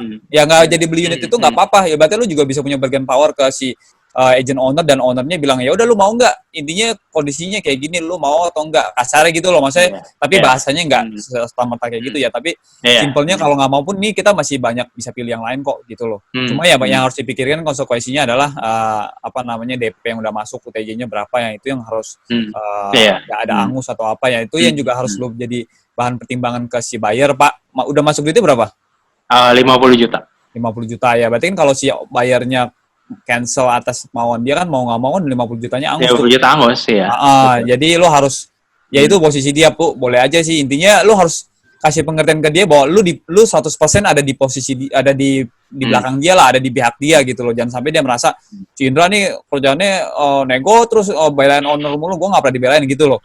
Dan padahal kita sebenarnya apa adanya cuma ngasih tahu doang gitu kan, niat kita kan cuma ya negonya begini kita kasih tahu. Tapi jangan sampai kita terkesannya cuma kayak ngelempar doang gitu loh, Ndra. Nah itu peran kita sebagai agent di situ. Kita tarik ulurnya gimana caranya supaya kita ya intinya si buyer tuh gue di pihak lu, tenang aja gue pasti belain lu gitu loh. Padahal kalau ketika kita contoh ini, kalau kita lu megang buyer, megang owner, agentnya beda-beda ya. Tapi ketika lu megang owner dan buyer lu sendiri, ibaratnya lu direct semua dua-duanya. Lu pun harus bisa berdua-duanya. Ketika ngomong di posisi owner, lu bilang seakan-akan lu di pihak owner. Ketika lu ngomong buyer. Jadi kan sebenarnya kita kan sebagai mediator gitu loh. Mediator yang harus menentukan. Gitu, simpelnya gitu sih, Ndra. Nanti kalau mau teknisnya lagi boleh, Ndra. Nanti kita diskusi bareng aja teknisnya gimana ya. Mudah-mudahan sih bisa tetap lanjut sih. Cuma saran gue, kalaupun amit-amit pun gatot ya, nggak usah takut selama dia pegang lu tinggal cari unit yang lain. Sekarang gue yakin pasti banyak yang mau jual juga kok. Jadi sebenarnya tinggal masalah waktu doang sih kalau menurut gue.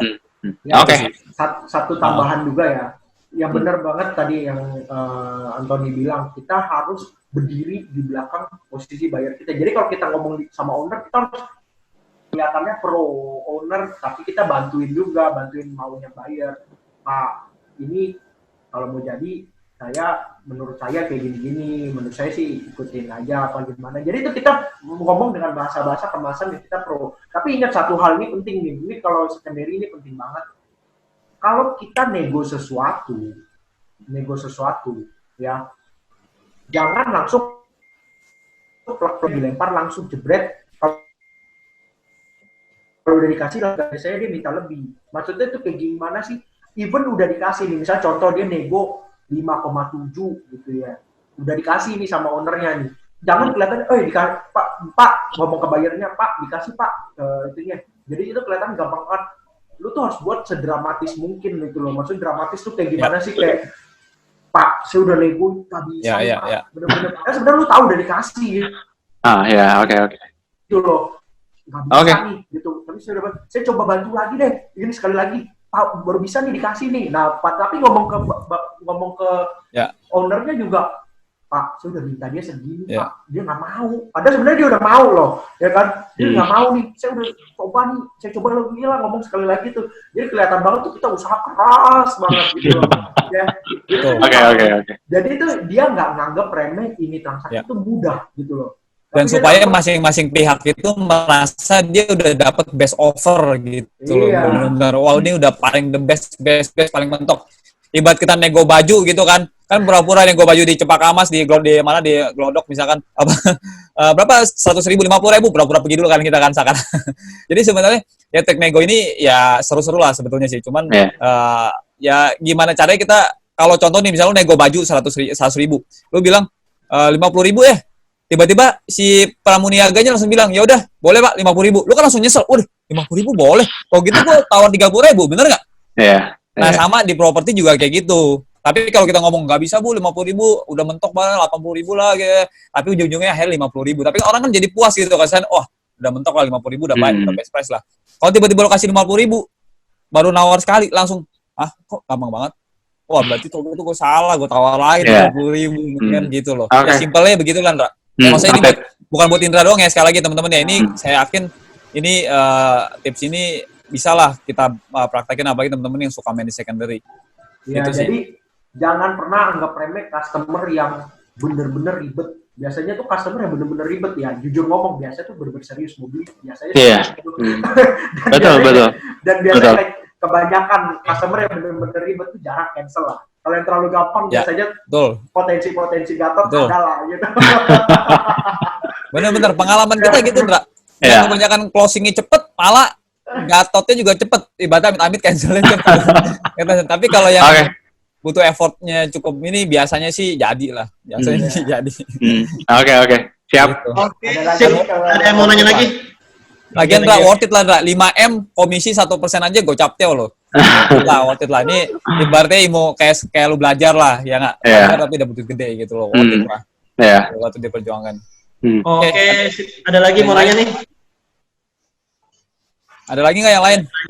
Ada lagi mau nanya? Eli, Mary, Puspa, Emerson. Yang tim support juga boleh nanya kok, kalau mau nanya. Ada nggak? Kalau udah nggak ada, saya mau tutup sama satu cerita lagi nih. Cerita bagus yang saya sering ceritain juga sih. Apa nih? Gue ntar dulu ya. Yang second Indra nih. Ini masukan Indra. Jadi yang transaksi kayak lu ini 80% ini kejadian di tim Green Lake. Jadi customer mau batal itu 80% mulut keluar dari buyer kalau nggak owner pasti. Ngancemnya gitu pasti ya, ngancemnya. Iya 80. Tuh Emerson nanggung tuh. Meli senyum. Nah itu pasti ngomong 80% batal itu udah pasti. Cuman ini saran gue aja ya. Cuman biasanya kalau gue sama di tim gue itu ya, lu sama tim agent Kobrok lu jangan sampai ribut. Jangan sampai ribut. Lu harus satu kepala. Jadi bagaimanapun lu harus pertahanin transaksi ini. Nah sekarang kan keras di owner. Kalau owner keras, ya minta agent yang ono ke rumahnya aja ngobrol yang tadi kayak Erikson ngomong, si Anthony ngomong gitu kan, bahwa sekarang susah lo cari customer cash atau apa. Kalau soal pajak, masukan kemarin gua udah sharing ya, lu undang notaris, biar notaris yang jelasin soal pajak maunya gimana, mau dibawa di bawah JOP atau di atas JOP hitungnya. Itu sih. Pokoknya lu tahanin aja gimana caranya gitu. Oke. Umpama, ya. Jadi kalau cari rumah baru ya nggak gampang-gampang juga sih. Butuh waktu juga ya. Iya. Iya, kan sayang. Duit lu sekarang 50 juta kan depan mata kan. Enggak, soalnya kalau yang saya lihat juga di satu kondisi kemarin si buyer juga ada sempat ngomong kayak gini kok. Gue mendingan angus 50 juta daripada gue beli itu rumah Iya. udah ribet, terus gue juga nggak percaya sama ownernya gitu loh. Dia udah ngomong kayak iya. gitu. Soalnya kan nilainya nggak kecil. Jadi ya itu sih memang betul. Biasanya itu Nah sekarang biasanya lu apa gimana caranya lu sama agent itu lu pikir berdua lah, jangan sampai batal gitu transaksi ini. Sayang gua bilang sih. Gitu aja. Salah itu masih bisa Kalau lah. honorer keras ya Itu masih bisa. kalau honorer Tapi keras lah. minta si agent sana aja. Oke. Bro, rumahnya lah. Gitu. Biasanya itu emosi aja. Oke, Pak Antoni. Ada lagi nggak yang mau nanya? Ada yang mau lagi nanya sebelum tutup Pak Antoni nih? Oke, Pak Antoni silakan. Oke, terakhir saya cerita, ini kan berkaitan dengan pas momennya yang kita tentang service kita sebagai agent, tentang kita sebagai marketing lah ya. Nah, saya mau tanya nih, ada nggak yang pernah dengar yang namanya Joe Girard? Joe Girard tahu? Tahu nggak? Tahu. Joe Girard itu kalau teman-teman tahu di Guinness Book of Record, dia adalah salesman terbaik di dunia. Jadi salesman the best sampai sekarang setahu saya itu masih tercatat atas nama Joe Girard. Dia orang dari, saya lupa lah, Amerika atau Jerman atau mana gitu loh. Pokoknya bule lah. Nah, teman-teman tahu nggak dia salesnya ternyata dia jual apa? Dia salesman penjual mobil. Kalau nggak salah mobilnya Ford atau Chevrolet gitu kalau nggak salah ya. Tapi dia sekarang udah pensiun sih kayaknya. Jadi di masa jayanya dulu dia megang rekor tuh setahun tuh bisa jual ribuan mobil lah. Dan setiap hari pasti ada jual, pasti jual enggak. Dia bilang bahkan di hari perkawinan dia dan di hari kematian bapaknya aja dia tetap jualan. Bayangin. Tiada hari tanpa jualan sama sekali selama berapa tahun strict tuh gitu dia belum nggak pernah absen jualan sama sekali. Itu namanya Joe Girard. Teman-teman kalau mau searching di googling atau dia bukunya juga banyak, dia salesman terbaik di dunia. Bahkan di masa jayanya dia kalau teman-teman tahu nggak, customer kalau mau beli mobil lewat si Joe Girard itu bukannya si Joe Girard yang nungguin jadwalnya customer, tapi si customer ngikutin jadwalnya si Joe Girard. Contoh, misalkan saya mau beli Joe Girard nih. Kalau nih Joe ya, saya mau beli mobil Ford dong misalkan. Oh ya boleh Bu. Tapi maaf kebetulan saya bisa waiting list dulu ya kalau mau beli sama saya. Mungkin nunggu 2 minggu sampai 3 minggu baru bisa ketemu saya dan baru bisa beli mobil saya. Bayangin, customer yang ngantri mau beli sama dia. Padahal bisa nggak dia beli mobil Ford sama agent lain? Misalkan agent lainnya Anthony gitu misalkan. Bisa nggak? Bisa banget. Dan bisa beli hari itu juga. Tapi dia nungguin, ngotot, tetap mau beli sama Joe Girard biarpun nungguin sampai 2-3 minggu. Bayangin, sampai segitu saktinya itu orang. Orang sampai ngantri mau beli mobil dong sama dia. Padahal beli sama orang lain pun bisa sebetulnya. Tapi dia tetap ngantri sama dia. Tahu nggak rahasianya apa teman-teman? Dari Joe Girard. Jadi Joe Girard ini sebenarnya simple. Jadi bahkan ketika orang udah janjian 3 minggu, kemudian dia datang ke showroomnya, pas nyampe di showroomnya pun, itu masih ngantri lagi. Jadi ada customer lagi, banyak lagi yang ngantri lagi mau beli sama dia gitu. Jadi satu hari mungkin bisa closing 8-10 mobil mungkin ya. Saya angkanya lupa lah, kurang lebih angka sekedar angka. Tapi dia jual ribuan mobil dan dia setiap hari nggak pernah nggak closing. Setiap hari itu berdering perform. Nah jadi tau nggak rahasianya apa si Joe Girard? Ternyata rahasianya simple. Itu sebenarnya marketing yang paling gratis dan yang paling powerful. Word of mouth. Jadi dari mulut ke mulut. Jadi ibaratnya dari mulut ke mulut itu dia bilang caranya gimana? Dia service si customernya itu, setiap customernya itu dia pasti kirimin. Ini kan zaman dulu ya, maksudnya udah zamannya belum secanggih sekarang ya. Zaman dulu dia pasti kirimin yang namanya kartu ucapan. Contoh misalkan Januari, Happy New Year, misalkan Happy New Year untuk keluarganya, dia kirimin kartu ucapan ke rumah si customernya itu yang udah pernah beli. Dia kirimin kartu ucapan, di situ ada tulisan Happy New Year-nya dan ada Joe Girard-nya gitu ya. Itu Januari. Februari dia kirimin lagi Happy Valentine. Maret dia kirimin lagi misalkan Thanksgiving. April dia kirimin lagi apa? setiap bulan setiap bulan pasti dia ngirimin sesuatu. Entah itu kartu ucapan, entah itu mungkin hadiah gitu kan. Pasti setiap bulan dia pasti ngirimin. Nah, kira-kira contoh kalau kita pernah beli sama sales yang kayak gitu. Kira-kira kita inget nggak sama tuh sales? Pasti inget nggak?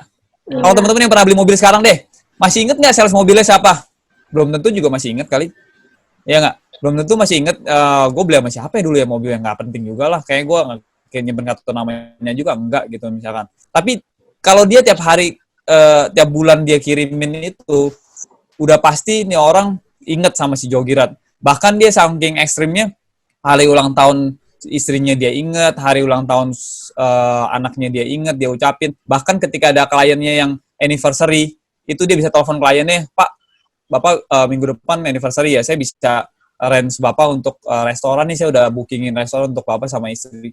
Nah, kira-kira dia seneng nggak ketika dia, si contoh saya sebagai bayarnya, misalkan lagi arisan atau lagi kumpul-kumpul keluarga, misalkan tiba-tiba ada teman saya atau saudara saya dia bilang mau beli, wah gue lagi pengen ganti mobil nih, kira-kira saya pasti langsung referensiin nggak si Jogirat? Pasti kan?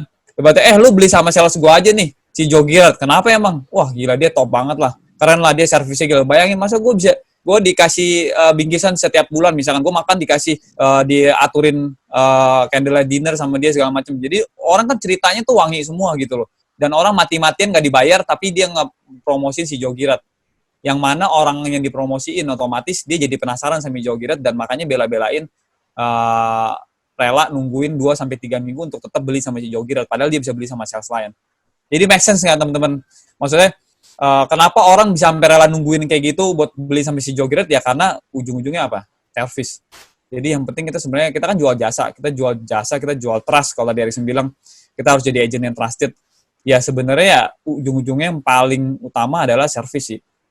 Kenapa Lexus itu kan Toyota ya. Lexus itu kan merek high-end-nya Toyota lah. Sebetulnya kan Toyota juga, tapi kan dia khususnya yang mewahnya gitu loh. Lexus itu yang sangat unggul adalah ininya, servisnya. Lu ketika servis mobil rutin, itu mobilnya dia kan miliaran kan rata-rata kan. Servis pasti balik-balik tuh mobilnya udah pasti dicuci juga, dan di setiap pintunya tuh di bolongannya udah ditaruhin botol minum yang mahal, apa sih namanya, Evian atau apalah, Equil gitu, atau Evian atau Equil gitu. Jadi dia taruh kayak gitu, itu kan hal simple yang orang, wah gila ini keren banget ya. Dia punya, si Lexus punya servis apa? Setiap mall, beberapa mall sekarang udah ada parkir khusus Lexus. Bener nggak teman-teman? Sering lihat kan parkir khusus Lexus. Jadi ada sediaan khusus Lexus. Orang kan rasa, gue kayak punya Lexus Pride gitu loh, bangga gitu loh. Gitu. Jadi sebenarnya ya sebagai agent, ya baik lagi tadi saya bilang, kita jangan sampai ya capek lah cari nasabah baru terus. Kita memang harus cari nasabah baru terus, tapi kalau kita nggak ada servis atau nggak ada kelebihan dibanding yang lain, ya kita akan dengan sendirinya pasti akan kegeser sama yang lain sih. Tapi ketika kita servis kita baik, servis kita bagus, dan kita menonjol dibanding yang lain, saya yakin kemanapun customer kita tetap larinya ke kita juga sih. Itu sih. Oke? Oke, sip. Thank you. Ada yang mau nanya lagi? Oke ya, sebelum saya tutup saya ambil kesimpulan ya. Ini dari Pak Erikson sama Pak Antoni ya. Jadi servis diutamakan sih dalam bisnis kita nih. Pelayanan, servis, ambil hatinya sih. Kalau saya ambil kesimpulan semua cerita dari Pak Antoni sama Pak Erikson ya. Oke, semua. Hari ini saya tutup. Teman-teman jaga kesehatan ya semua ya. Thank you semuanya. Sampai ketemu lagi hari Selasa ya teman-teman. Selasa depan ya. Oke. Thank you. Bye-bye. Thank you.